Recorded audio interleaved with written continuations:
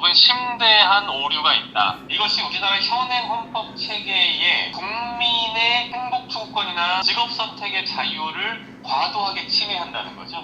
네, 준호준호입니다. 오늘 익숙한 얼굴 우리 또 피드 대표님과 함께 간단하게 지금 영상 하나 준비했는데요. 오늘 저희가 사실 간담회를 다녀와서 지금 이렇게 바로 그날 저녁 지금 간담회 끝나자마자 지금 저녁에 우리 대표님이랑 저랑 모여서 간담회 이후로 또 많은 분들이 혼란스러워 하실 수 있으니까 바로 이 후기를 영상으로 찍어서 내보냈으면 좋겠다. 우리 또 대표님께서 제안을 해주셔가지고 이렇게 함께 또 모이게 됐습니다.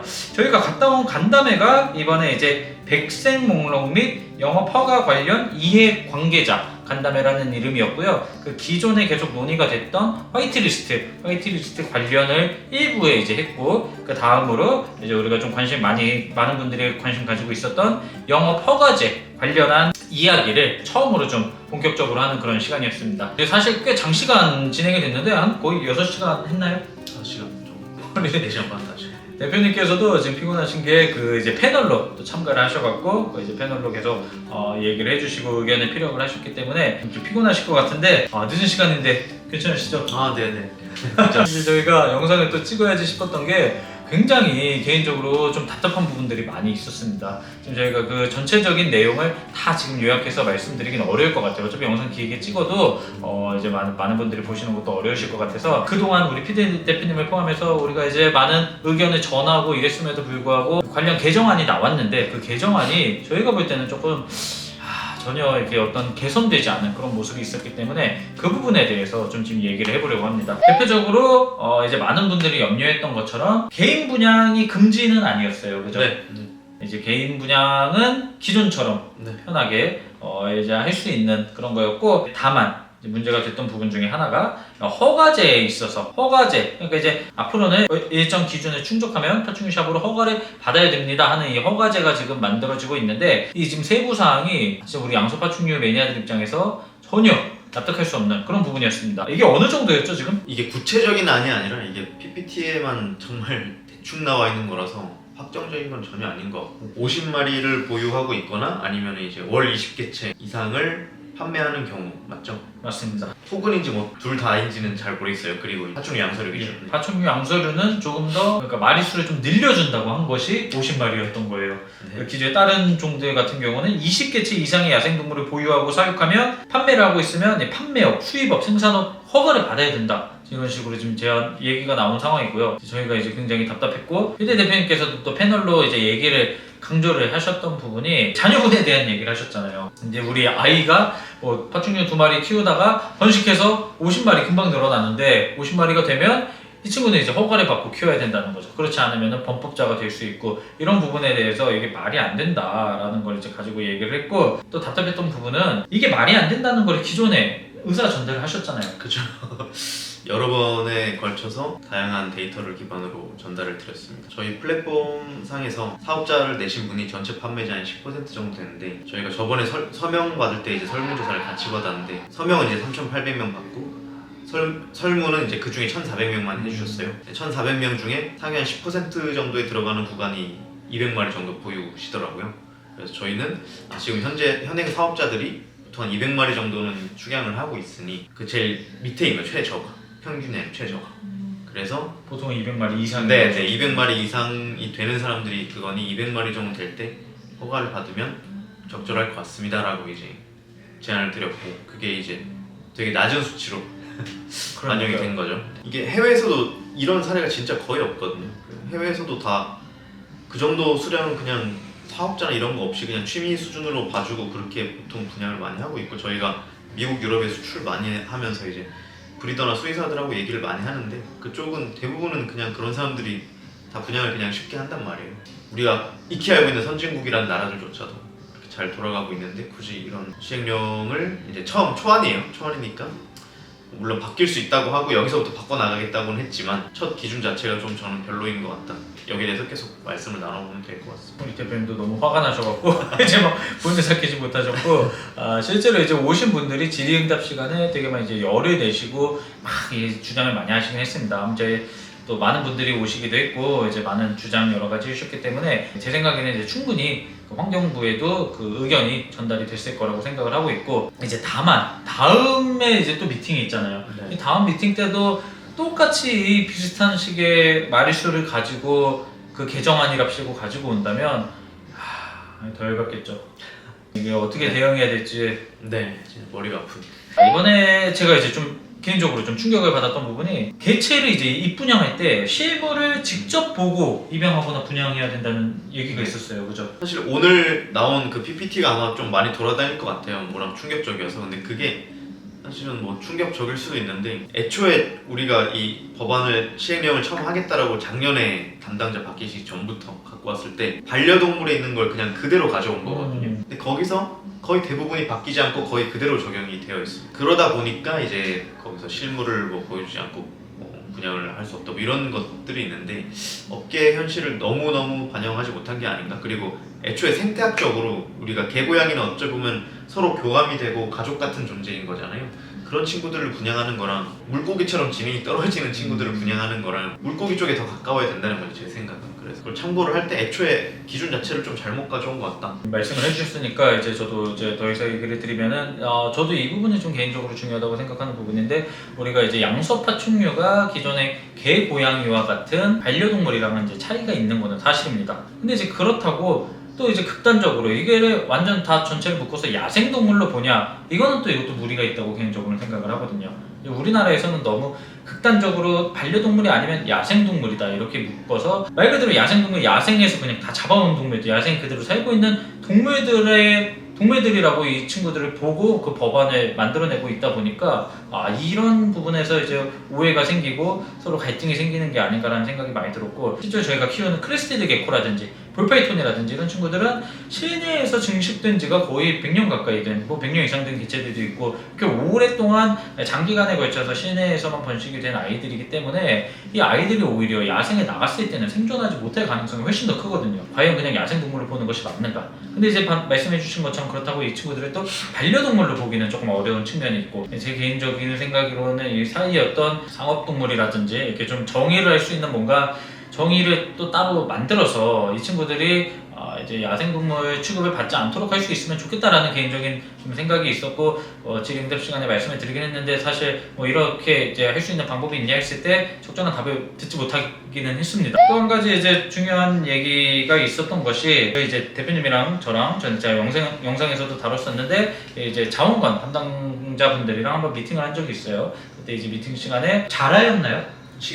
식용자라는 한국자라라고 하더라고요. 신고를 제외하는 제외종에 해당하는 그 어떤 항목이 있더라고요. 그래서 이런 화이트리스트에 해당하더라도 신고 제외종을 만들 수가 있다는 그 항목을 보고 우리 크레스티드 게코 같은 경우도 실제 야생에서 미치는 그런 악영향이 전혀 없고 그리고 어마어마하게 많은 양이 지금 현재 거래되고 있고 이런 여러 가지를 들어서 신고 제외종에 좀 넣어줄 수 있냐라는 이제 제안을 드렸고 대표님이 또 이후에 어떤 근거 자료도 제시하셨었죠. 네. 그럼에도 불구하고 이번에 전혀 네. 그게 이제 뭐 반영되지 않았고 언급이 되지가 않았습니다. 그게 좀 굉장히 아쉬운 부분이고 일단 저희가 그때 말씀드렸던 근거가 이 법 조항 자체가 사실 쓸데없는 행정 낭비를 하지 말자라는 방향이라고 저는 생각을 했거든요. 근데 식용자라나 이런 것보다 크레스티드 게코나 우리가 주로 입분양하는 생태계에 문제가 없는 우리 업계의 주요 종들이 훨씬 더 많이 태어나고 훨씬 더 많이 폐사하고 있을 거예요. 그래서 그게 의미가 없기 때문에 그래서 이거를 하자 라고 이제 말씀을 드렸고 저희가 환경부에 전달한 내용은 아닌데 사실상 중국 자라가 크레스티드 게코보다 훨씬 위험하지 않나요? 그냥 위험하죠. 네, 오히려 훨씬 물리면 더 위험하고 크게 다치고 물리면 더 다치고 이게 생태계에 풀어졌을 때 크레 같은 경우는 그냥 오늘 풀어놓으면 이제 내일 없을 거예요. 근데 중국 자라 같은 경우는 어쨌든 잡아 먹는단 말이죠, 다른 종들을. 그래서 그게 그런 걸 봤을 때 저는 중국 자라나 이런 종 식용 목적으로 하는 종보다 훨씬 더 서류도 많고 공무원들 일선의 공무원들을 굉장히 불편하게 만들고 실제로 효력도 없고 이런 것들을 같이 끼워서 면제를 하는 게 당연한 거 아닌가라고 생각을 했어요. 근데 그게 빠졌더라고요. 그래서 저는 좀 다시 얘기를 해보는 게 좋지 않을까라고 생각을 하고 있습니다. 개인적으로 이제 또 답답했던 부분은 이제 그 전에 자원관이랑 미팅할 때만 해도 좀 대화가 된다는 느낌이었는데 이번에 이제 환경부 담당자들이 함께 있을 때는 거의 좀 벽창호 같은 느낌이 있었어요. 개인적으로 느낀 거예요. 그러니까 이제 담당 과장님이란 분이 있는데 그분이 이제 얘기를 하실 때 이제 이분의 주장, 제가 정확히는 모르지만 이분의 의견, 견해는 이런 야생동물이라고 이제 표현을 하는 거죠. 그 개고양이, 기존에 키우던 가축이나 개고양이 외에 있는 이 생물들을 왜 굳이 키우려고 하는지 전혀 이해를 못하는 그런 입장이었고요. 이제 왜 아까 야생동물이라고 표현을 하는 게 그분들도 이제 계속해서 뭐 왜 이 동물을 키울 때 예시를 들 때 야생에 있는 호랑이를 예시를 들어서 그분이 이제 오늘 얘기했던 건 명언이 있었어요. 야생에 있는 동물들은 야생 그대로 살게 하는 게 동물한테 행복한 거 아니냐라는 식으로 표현을 하시더라고요. 보호단체 이제 담당 그 패널분이 나오셨는데 그분한테 야생동물은 야생에서 사는 게 가장 행복하지 않습니까?라는 이제 동의를 구했을 때 사실 복지단체에서도 크게 동의하지는 않으셨어요. 이제 제가 또 반론을 이제 들 수 있었던 게 양서류 같은 경우에 어떤 이제 파충류나 양서류 작은 동물들은 그 특정 소규모 작은 지역에만 사는 생물들이 있단 말이에요. 근데 이제 그런 생물들은 그 서식지가 파괴되면 그대로 멸종해 버리는 그런 종들이 있는데 우리가 서식지 파괴, 개발 이런 거를 지금 현실적으로 막을 수가 없는 상황에서 그 종 자체가 멸종돼 버리면 무슨 복지가 있고 뭐 행복을 논할 수가 없는 거죠. 그러니까 이제 이런 동물들을 구하고 살리고 오래도록 이제 볼 수 있는 그런 방편으로도 이런 사육 문화가 굉장히 중요하다는 거를 이해를 하셨으면 좋겠고요. 저희가 이제 굉장히 이제 답답한 상황 가운데 그 패널로 참여하셨던 심영주 박사님이셨죠? 네.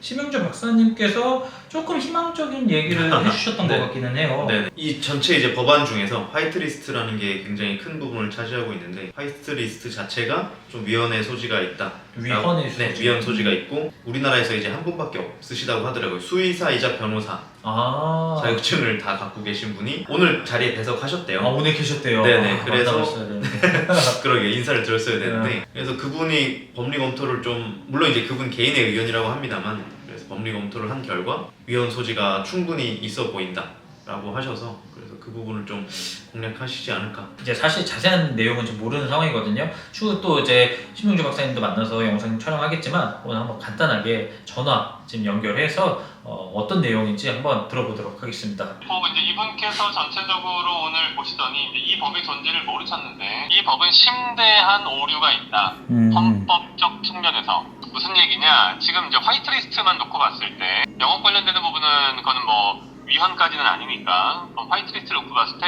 이 화이트리스트는 현재 어떻게 구조가 짜져 있냐 가능한 것을 선별하고 나머지는 전부 다 안 되죠. 네. 그 다음에 그 가능한 것조차도 권리를 제약받는 일반 국민이 그것이 왜 가능한지를 입증하도록 되어 있죠.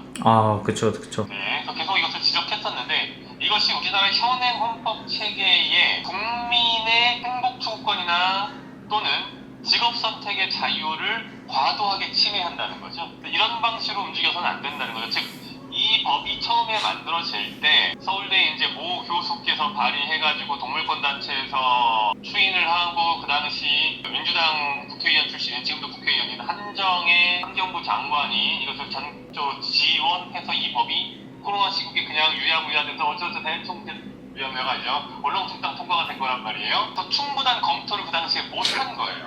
제가 그 당시 연구팀에 있었고요. 계속해서 국립생물병원관이건 생태원이건 아니면 심지어 환경부도 백색목록은 안 된다라고 했어요. 흑색목록은 오케이 가능해요. 흑색목록이 뭔지 잘 아시잖아요. 키우지 말라는 국민이 가지고 있는 자유권을 제한하는데 적극적인 제한이 아니고 일종의 소극적인 제한이고 그 흑색 목록을 선정하기 위해서는 지금 유해 야생동물을 가지고 선정하는 것처럼 충분한 과학적인 근거가 있어야지 거기에 선정이 돼요. 그리고 그 충분한 과학적 근거는 누가 제시해야 되냐? 규제 당국에서 제시해야 돼요. 즉 환경부가 제시해야 돼요. 근데 지금은 그거랑은 완전히 반대로 모든 것은 다 안 되고 일부만 되는데 되는지 안 되는지 여부는 규제의 대상이 되는 우리가 입증해야 되는 거꾸로인 상황인 거죠. 이것이 현행 헌법 체계에 맞지 않는다. 부합되지 않는다예요. 그래서 조금 더 말씀드리면 물론 이것은 일개 개인인 변호사의 사견을 근거로 하고 있어요. 하지만 그렇다 할지라도 법정에서 다퉈볼 만한 헌법재판소에서 다퉈볼 만한 여지가 상당히 있다라는 것이 이 변호사님의 판단이에요. 시간이 걸리지만 일단 헌법소원을 권리구제형 헌법소원이라는 것이 있거든요. 그것을 제기할 수 있는 것으로 판단이 되고 승소를 100% 한다고 장담할 수는 없겠죠. 승소할 가능성이 존재한다. 정도로 일단은 조심스럽게 말씀드립니다. 네. 원하시면 네. 그 변리사한테 변호사분하고 변호사님하고 인터뷰를 진행할 수도 있고 저는 일단은 당장은 뭘 할 거냐 하면 그거 관련해가지고 미팅을 하고 소송단을 모집을 할 거예요. 소송단 모집을 바로 이제 들어갈 거예요. 네. 그래서 자금 모금하고 그 다음에 올 상반기 안에 헌법소원을 넣는 걸로 그렇게 일단 보시면 되겠습니다. 네, 말씀하시죠. 알겠습니다. 대표님 너무 감사합니다. 아닙니다. 바쁘신데 뭐 전화도 네. 주시고 주세요. 예, 이렇게 신명주 박사님이랑도 통화를 했는데요. 지금 신명주 박사님께서 말씀하시는 것처럼 이 야생동물 법안 자체가 없어질 수도 있지만 그것보다는 이제 야생동물 안에서 화이트리스트 부분이 좀 위헌 소지가 큰 거고, 그래서 이제 이 부분이 좀 개정이 될 수가 있는 거고, 이제 만약에 그렇게 된다면 이 부분은 개정되더라도 사실 이제 허가제, 영업 허가제 이런 부분은 또 남아 있을 수 있는 거는 맞습니다. 그래서 이제 우리가 앞으로 영업 허가제에 대해서 계속해서 지금 관심 가지고, 영업 허가제 같은 경우는 이제 사실 처음 간담회가 시행이 된 거고 지속적으로 좀 앞으로 자리를 만든다고 이제 환경부에서도 오늘 얘기를 하셨거든요. 그러니까 이제 좀 더 관심 갖고 이 관련한 내용들 우리에게 좀 더 유리한 방향으로 바꿔 나가면 좋지 않을까라는 생각이 듭니다. 아마 오늘부터 자료가 굉장히 많이 돌아다닐 것 같은데 그게 이게 확정이다가 아니라 이제부터 시작이에요. 여기에서부터 이 시행령을 가지고 이 기준안을 가지고 업계 얘기를 넣어서 이걸 이제 바꿔가야 되는 그런 상황입니다. 분명히 어려운 건 맞는데 우리가 좀 더 많은 관심을 좀 갖고 더 많이 노력을 해야 되는 시기가 아닌가 싶습니다. 이제 출발은 사실 조금 암울하게 시작하긴 했죠. 그렇지만 이게 끝이 아닌 거잖아요. 네네. 그리고 이제 더 좋아질 수 있는 가능성이 많이 있으니까요. 더욱더 많은 관심 가져주시고 이런 이제 법안 시행령들을 좀 수정해 나가는데 많은 분들이 좀 힘을 보태주셨으면 좋겠습니다. 네, 오늘 영상 여기서 마치도록 하겠습니다. 감사합니다. 감사합니다.